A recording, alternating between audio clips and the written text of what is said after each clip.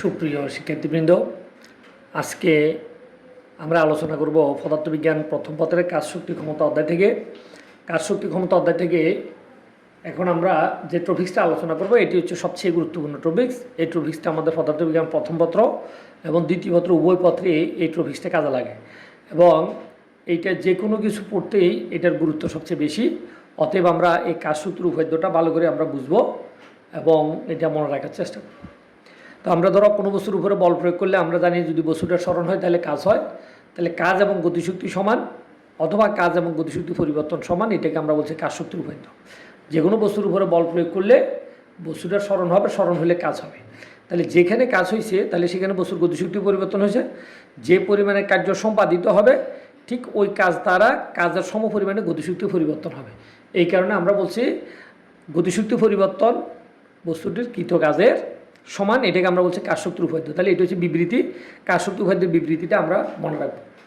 আমি আবার বলছি, কোনো বস্তুর উপরে বল প্রয়োগ করলে যদি বস্তুটা স্মরণ হয় তাহলে কাজ হবে, কোনো বস্তুর কৃত কাজ বস্তুর গতিশক্তি পরিবর্তনের সমান, এটাকে আমরা কাজ শক্তির উপাদ্য বলি। এই কাজ শক্তির উপাদ্যটা এখন আমরা প্রতিপাদন করবো বা প্রমাণ করবো। এটা প্রমাণ করার জন্য ধরো আমরা যে কোনো একটা বস্তু নিলাম, অ্যাম্বরের একটা বস্তু, এই যে দেখো অ্যাম্বরের একটা বস্তু, এই অ্যাম্বরের বস্তুর উপরে আমরা এই পরিমাণে বল প্রয়োগ করলাম। এই পরিমাণে বল প্রয়োগ করায় যদি আমরা বলি বস্তুটা বলের দিকে এক্স পরিমাণে স্মরণ হয় তাহলে আমরা জানি সেখানে কাজ হয়। তো এখন কাজ শক্তির উপাদ্যতা আমরা দুইভাবে প্রতিপাদন করতে পারি।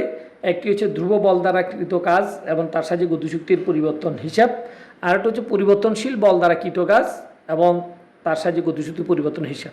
এখন আমরা যে টপিক্সটা করব সেটা হচ্ছে পরিবর্তনশীল বল বা পরিবর্তী বল দ্বারা কৃত কাজের হিসাব গতিশক্তি পরিবর্তনের সমান, আমরা সেটা দেখাবো। তো পরিবর্তী বল কাকে বলে? তা আমরা বলছি যে বল মানেও দিকে পরিবর্তন হতে পারে তাকে আমরা বলছি পরিবর্তী বল। ধরো আমরা এই অ্যাম্বরের একটা বস্তুর উপরে এই পরিমাণে বল প্রয়োগ করায় বস্তুটার এক্স পরিমাণে স্মরণ হয়েছে। এখন আমরা যদি বলি এই বলটা যদি পরিবর্তী বল হয় তাহলে ক্ষুদ্র ক্ষুদ্র ডিএক্স স্মরণে বস্তুটার কৃত কাজ। অ্যাম্বরের বস্তুর উপরে এই পরিমাণে বল প্রয়োগ করায় বস্তুটার ক্ষুদ্রাতি ক্ষুদ্র যদি ডিএক্স স্মরণ হয়, এই ক্ষুদ্রাতি ক্ষুদ্র স্মরণে দেখো ডিএক্স, এই ক্ষুদ্রাতি ক্ষুদ্র ডিএক্স স্মরণ যদি হয় তাহলে ডিএক্স স্মরণের জন্য কৃত কাজ হবে ডিডব্লিউ এফ ডিএক্স, অর্থাৎ বল। তার মানে ক্ষুদ্র ডিএক্স স্মরণের জন্য বলটা হচ্ছে ধ্রুবক, কারণ আমাদের কিন্তু কাজের হিসাবটা হচ্ছে সবসময় ধ্রুব বল দ্বারা কাজ। তো ক্ষুদ্র ডিএক্স স্মরণের জন্য বলের মান ওর দিকে একই ছিল, এই জন্য এটা ধ্রুব বল। ওই ক্ষুদ্র ডিএক্স স্মরণের জন্য যতটুকু বল ছিল এই জন্য আমরা কাজ সমান লিখছি ডিডব্লিউ সমান বল গুণন স্মরণ। বল এবং স্মরণের গুণফলের নাম হচ্ছে কাজ। এখন আমরা বস্তুটাকে এই অবস্থান থেকে যদি বি অবস্থানে নিই তাহলে আদিতে তার একটা স্মরণ ধরে নিলাম যদি আমরা 0, সর্বশেষে যদি তার স্মরণ এক্স হয় তাহলে এই সমীকরণটাকে যদি আমরা 0 থেকে এক্স এই সীমার ভিতরে যদি আমরা সমাকলন করি তাহলে এক স্মরণে কৃত কাজ আমরা পাবো। তো এখন ধরো আমরা উভপক্ষ সমাকলন করলাম ইন্টিগ্রেশন অফ ডিডব্লিউ, এখানে ইন্টিগ্রেশনের সীমা 0 থেকে এক্স এফ ডিএক্স। তো আমরা এফ সমান আমরা জানি এম এ, নিউটন গতির দ্বিতীয় সূত্র অনুসারে F equal to M A, তার ডিএক্স গুণ হয়ে যাবে এম এ ডিএক্স। এখন এখানে আমাদের অপারেটর হচ্ছে ডিএক্স, আমরা জানি এইটা হচ্ছে ত্বরণ হচ্ছে বেগবৃদ্ধির হার, তাহলে এখানে বেগবৃদ্ধির হার আছে, অতএব আমরা এ সমান ডিভি ডিভাইড বাই ডিটি।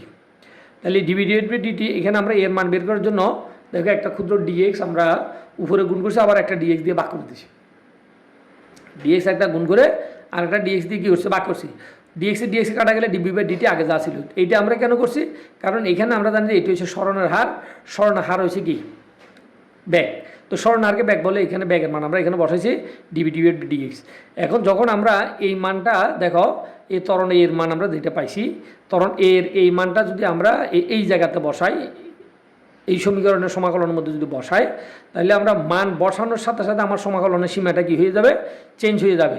যেহেতু তখন এই ডিএক্সে কাটা যাবে, দেখো ভালো করি এই ডিএক্স আর এই ডিএক্স কাটা যাবে, ডিএক্সে কাটা গেলে ডিবি থাকবে, তাহলে সমাকলনের সীমা হয়ে যাবে আমার বি নট থেকে বি। যখন আগে 0 ছিল এক্সের মান তখন আমার আদি বেগ ছিল বি নট, যখন এক্স সমান আমার এক্স তখন শেষ বেগ হচ্ছে আমার বি, তার মানে সমাকলন সীমা হবে বি নট থেকে বি। তাহলে আমরা মানও বসাই দিছি, একসাথে দেখো সমাকলন চিহ্নটাও আমরা পরিবর্তন করে দিছি বি নট থেকে বি। এখন বি নট থেকে বি ডিবি ডিএক্স ডিএক্স দেখো কাটা যাবে, ডিএক্স কাটা গেলে বি ডিবি, তাহলে ইন্টিগ্রেশন অফ বি ডিবি। তাহলে এই ইন্টিগ্রেশন অফ বি ডিবি এটাকে যদি আমরা ইন্টিগ্রেশন করি আমরা বির উপরে পাবো কত? 1+1 বির উপরে, আর নিচে হচ্ছে 1+1।